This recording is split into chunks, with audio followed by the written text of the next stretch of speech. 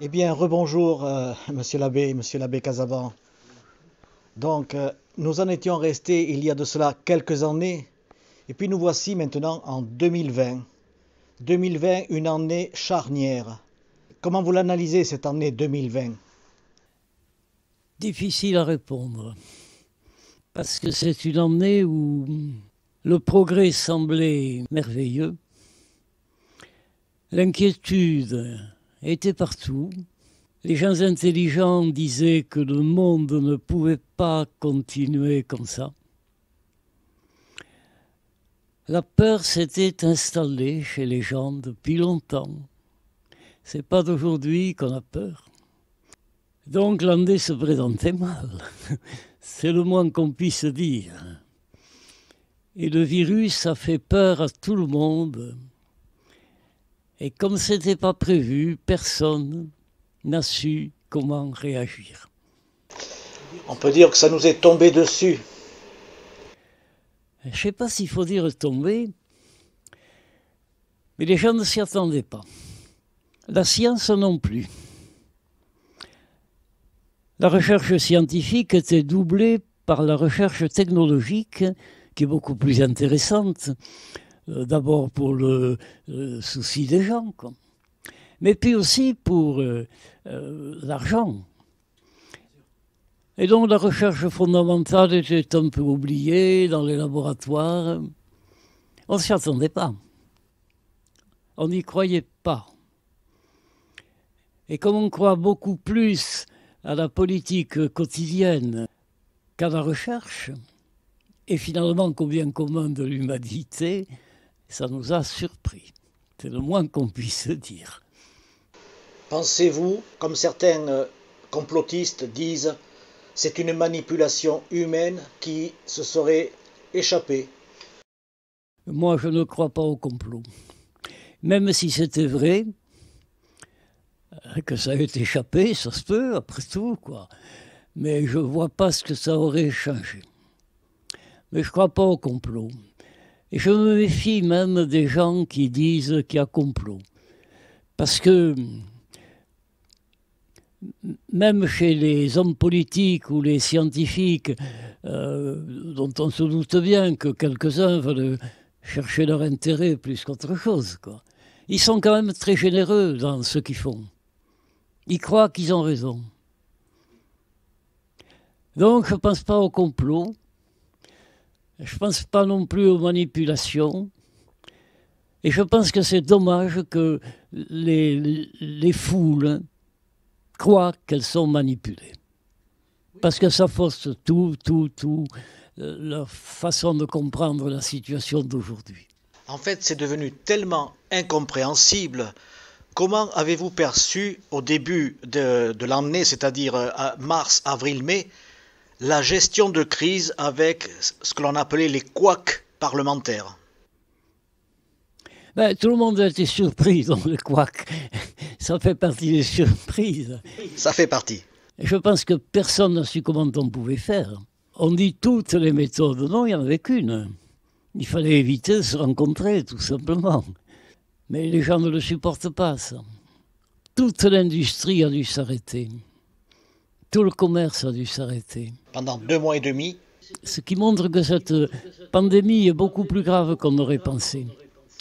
C'est qu'elle a entièrement affaissé la totalité de ce que nous avions fait par le progrès. Et sur toute la planète. Oui, bien sûr, pas seulement en France, bien sûr. Alors, moi, en tant que curieux journaliste qui écoute, qui analyse à ma façon, mais je viens vous poser la question à vous, comment se fait-il que l'Europe, avec les États financiers finalement, chacun fait de son côté et n'arrive pas à s'entendre pour imposer une ligne de conduite? Ici en France en ce moment, nous sommes ouverts, nous avons foncé dans les magasins pour préparer Noël, mais nous savons que d'autres, que ce soit les pays nordiques, se sont entièrement reconfinés. Qu'est-ce qui nous attend à nous, Français, après le 1er janvier? Moi, je crois que le virus ne s'est pas arrêté. Je le dis toujours, je dis, mais le virus est toujours là. Donc le virus ne s'est pas arrêté, c'est pas la politique qui peut l'arrêter, c'est pas l'économie non plus, c'est pas l'intelligence des scientifiques. Normalement, il aurait fallu rester tous confinés. Unanimement, tous confinés en même temps. Oui, mais Ça aurait été bien sûr une sorte de discipline. Chez certains pays, la discipline existe. Et nous, en Occident, on s'en fout. On veut vivre, peu importe. Du moins la jeunesse aussi. alors, je peux parler que de la France quand même. Bien sûr. Et la France a une position très particulière. Elle est volontairement européenne. Et en fait, elle est sous le régime de la laïcisation. C'est-à-dire, elle reconnaît la liberté de conscience. En fait, nous en avons été privés. Ça a été donc une sorte de décret du gouvernement qui nous a demandé de fermer nos églises. Plus exactement, d'ouvrir nos églises, comme si ça le regardait. Ouvrir, fermer, fermer, ouvrir. Et de fermer pour l'entrée dans l'église ou pour la prière commune. Autrement dit, nous avons accepté, à cause du virus, que la liberté de conscience nous soit laissée à demi. Je crois que nous avons bien fait de l'accepter. Et ce n'était pas au gouvernement à nous le demander. En tout cas, surtout pas à nous l'imposer. Entre demander et imposer, ce sont des mesures différentes. Oui. Hein. Et c'est le problème de Noël aujourd'hui. Parce que nous allons fêter Noël avec des églises à moitié pleines. Ou à moitié vides. À moitié vides, comme on voudra. Je crois qu'il faut l'accepter, mais cette crise a duré longtemps. Alors on a essayé de faire au mieux pour ne pas heurter la population. Mais en faisant au mieux, on n'a pas toujours fait le mieux. Mais moi, je n'ai pas quand même de critique à faire à qui que ce soit, surtout pas au gouvernement. Alors vous avez parlé de l'Europe. L'Europe a subi la crise d'une façon, chaque nation a subi d'une façon différente la crise. Et donc, comme nous disons que les choses ne peuvent être vues que sur le terrain, il est à peu près normal que chacun ait réagi à sa façon. Et donc a réagi à l'urgence qu'ils avaient, eux, chacun.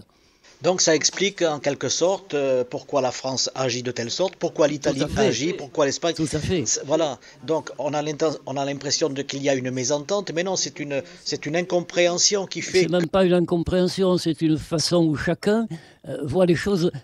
Par exemple, Chalabre n'est pratiquement pas touché. Dieu merci. Je ne sais pas s'il faut dire Dieu merci. Chalabre n'est pas touché. Pourquoi ? Parce que c'est un virus particulier qui se transmet dans le déconfinement. Moins on est, mieux ça va. Bon, on nous a demandé de porter le masque, pourquoi pas ? Puisque c'est l'une des façons barrières de faire. Et Chalabre n'est pas touché, j'entends parler les gens. Ils disent, mais pourquoi on nous impose à nous ceci ou cela ? Ici, il n'y a pas de métro, il n'y a pas de transport en commun, etc.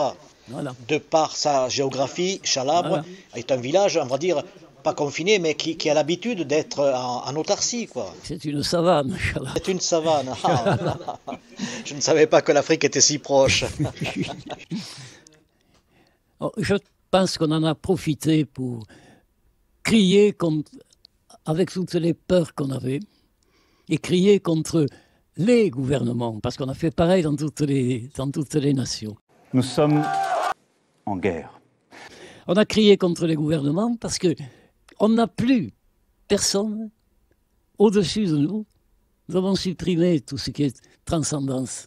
Donc le seul qui nous reste à pouvoir dialoguer avec lui et donc crier, c'est le gouvernement. On aurait crié contre tous les gouvernements. Finalement, est-ce que la peur n'est pas aussi virulente que ce fameux virus ? Elle est plus virulente. Elle peut tuer, cette peur. D'abord, moi j'ai des amis qui, bousculés par tout ça, se sont retrouvés à l'hôpital psychiatrique. C'est-à-dire que les natures fragiles ont eu peur, vraiment, et donc ont perdu, comme on dit, la raison. En tout cas, oui, un gros morceau. Puis, les autres ont eu peur, mais il y a toujours dans notre façon de penser, il y a toujours « Oui, mais nous, les Français, nous, les plus forts, on va résister, c'est pas possible, ça ne va pas nous arriver. » Et s'il y a la théorie du complot aujourd'hui, c'est parce qu'on continue à s'apercevoir que le virus est là et qu'il tue. Et qu'on ne soigne pas tout le monde.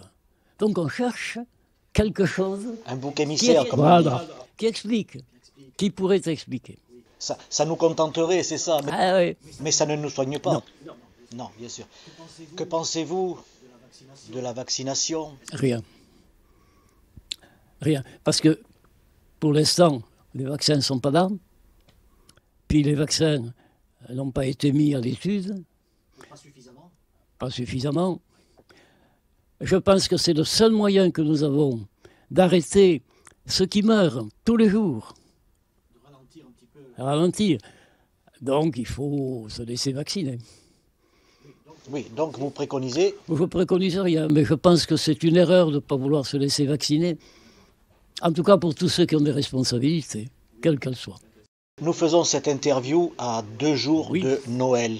Nous allons nous retrouver, bien sûr, à l'écran, on verra la différence. Nous allons nous retrouver dans 2 jours plus tard pour la messe dominicale. Voilà. Alors pour terminer, parce que c'est difficile de terminer sur un sujet comme ça, c'est quelque chose qui ne se termine pas.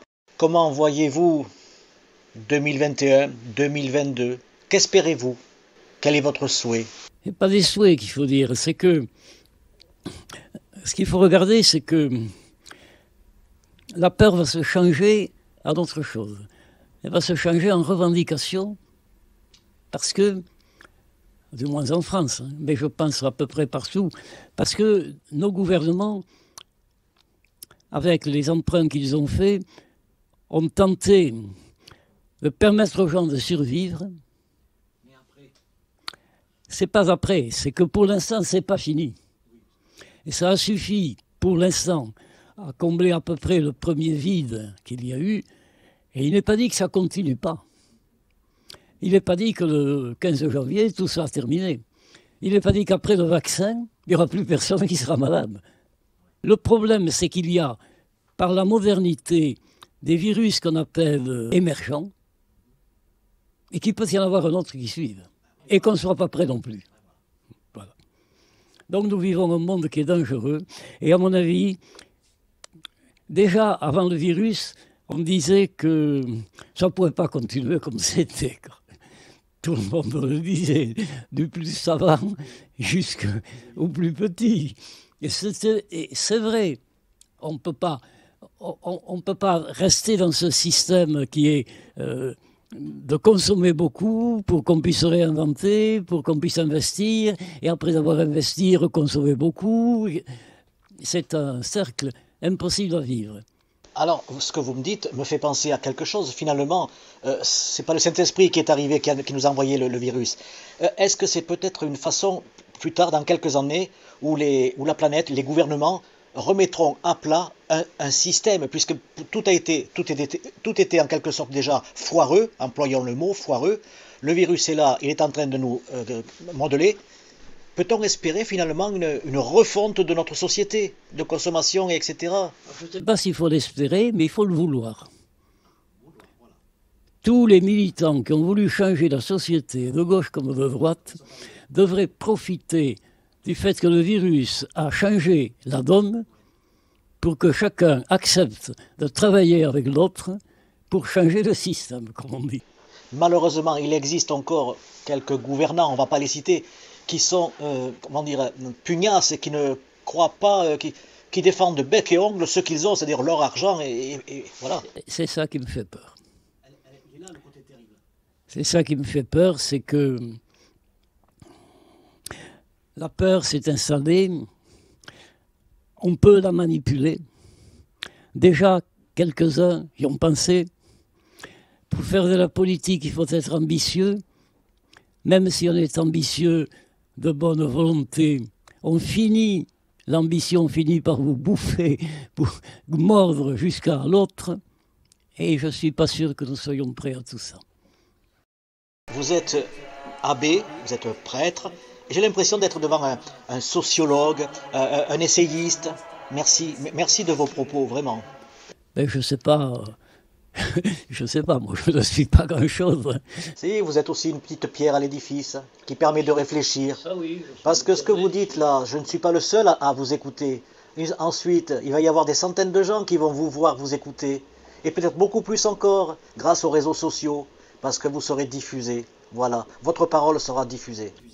Je ne sais pas. Si, moi je vous le dis. En tout cas, je vous remercie beaucoup. Et c'est ainsi que s'achève notre émission. Elle n'est pas en direct, mais elle sera vue. Soyez-en sûrs. Merci.